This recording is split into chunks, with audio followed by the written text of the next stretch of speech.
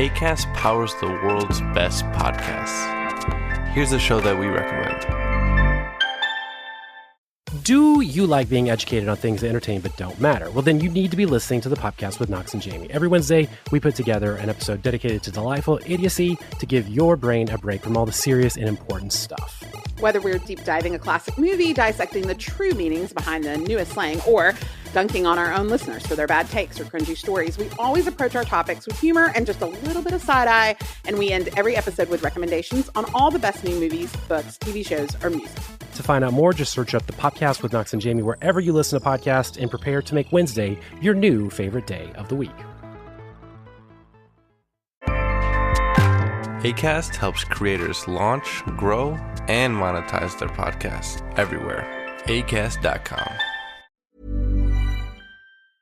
On today's Smart 7, Reeves ponders Brexit step back, Elon Musk speaks up for Germany's AfD party, and lots more. It's Monday, 27th of January. It's Holocaust Memorial Day, and happy birthday, Rosamund Pike. The Smart 7. It's news, but not the news.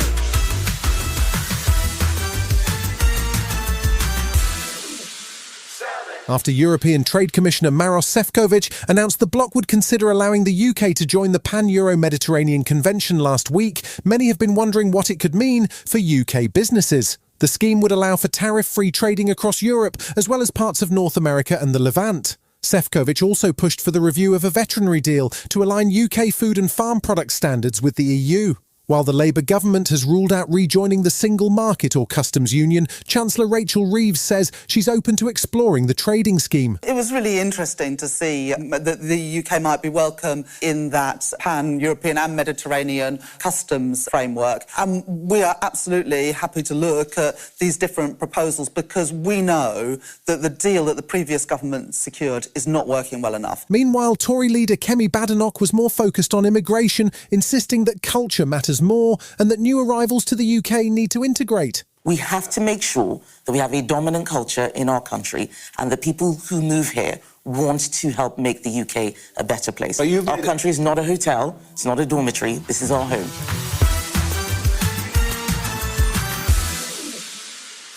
Donald Trump has had a hectic first weekend in office. On Friday, he went to North Carolina to inspect Hurricane Helene relief efforts, despite his plans to possibly shut down FEMA. Next, he travelled to LA to meet with California Governor Gavin Newsom to assess the wildfire damage and threatened to withhold aid unless the state reroutes more water to Southern California.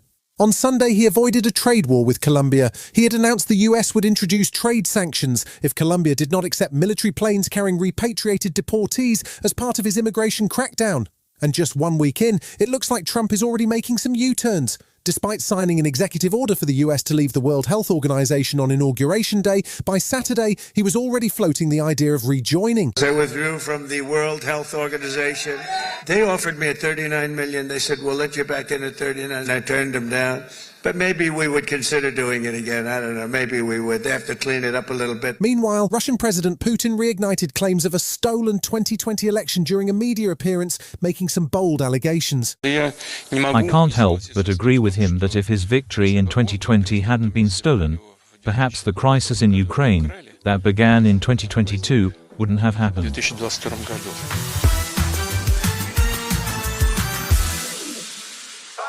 4 more Israeli hostages were released by Hamas on Saturday, and 200 Palestinian prisoners were freed from Israeli jails as part of the ongoing ceasefire agreement.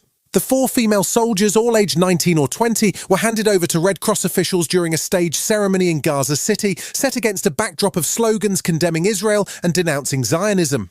Meanwhile, President Trump was busy floating the idea of relocating the Palestinian population, while Gaza was cleaned out, an idea immediately condemned as ethnic cleansing. He's also pushing to expand the Abraham Accords, aiming for Saudi Arabia to sign a normalization deal with Israel. But Saudi Arabia's ambassador to the UK, Prince Khalid bin Bandar, says this won't happen without Palestinian statehood. We cannot have a normalization with Israel without a solution for the Palestinians. And the solution for the Palestinians is a state. It's very clear.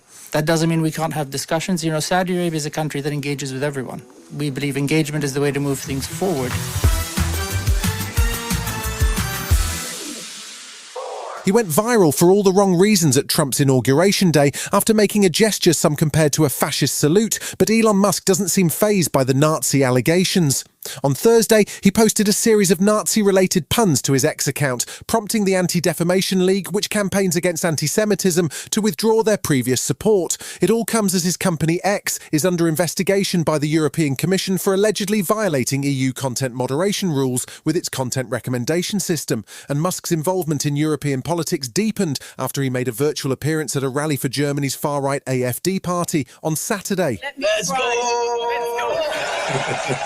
Fight for a great future for Germany. Fight for a great future for Germany. Go, go, go. Convince your friends, convince everyone. Let's go. You want the future to be great? You need to make it great and fight for the future to be great. That's how it becomes great. Still to come on the Smart 7, the woes continue for Spurs and Paul McCartney speaks out against AI. Right after this. Welcome back. It was business as usual for the most part in the Premier League this weekend. Title contenders Liverpool, Arsenal and Man City all secured 3 points in their race to the top, although it was a crushing 5-0 defeat to Bournemouth for underdogs Nottingham Forest, who are still holding on to third place. In the late game, Man United picked up a 1-0 win at Fulham to see them move up to 12th. But it was another tough outing for Spurs, who lost 2-1 at home to Leicester City. It marks 7 games in a row without a win, their worst Premier League run since 2008. Manager Ange Postecoglou says this loss was tough to accept. The players are giving everything they can, and I think that's all we can ask for as a football club and me as a manager. You know, if there was more to give, if they could find another way of doing things, but they're trying their hardest, and that's all anyone can ask for. Keir Starmer's government is planning a major overhaul of copyright laws to benefit AI development, which could see AI companies using creators' content to train their models unless rights holders explicitly opt out. But some of music's biggest icons are pushing back, arguing it's unclear how creators could realistically notify thousands of AI servers that they don't want to be involved. There's concern the new laws would override existing copyright protections, giving AI companies the green light to produce competitive music using artists' work without proper compensation. Beatles legend Paul McCartney says the changes could threaten young artists' ability to make a living. The money's going somewhere. You know, when it gets on the streaming platforms, somebody's getting it. And it should be the person who created it. It shouldn't just be some tech giant somewhere. So why shouldn't it be the guy who sat down and wrote yesterday? The Suits universe is expanding, and this time it's heading west. 6 years after the original series wrapped its 9-season run, creator Aaron Korsh is back with a spin-off, Suits LA. Set in the City of Angels, this new series introduces a whole new roster of legal heavyweights. Leading the charge is Canadian actor Stephen Amell as Ted Black, a former federal prosecutor now representing some of LA's most powerful clients. The new season is set to premiere on NBC next month, with a UK release yet to be confirmed. Here's a sneak peek at what to expect. It's different out here. People lie. They cheat. They do whatever they can to win. I know what you're thinking of doing. Once you do it, there's no going back. Do you trust me or not? Yes. Damn right. You've been listening to The Smart 7. We'll be back tomorrow at 7 a.m. Hit that follow button and have a great day. Give us 7 minutes and we'll give you the world.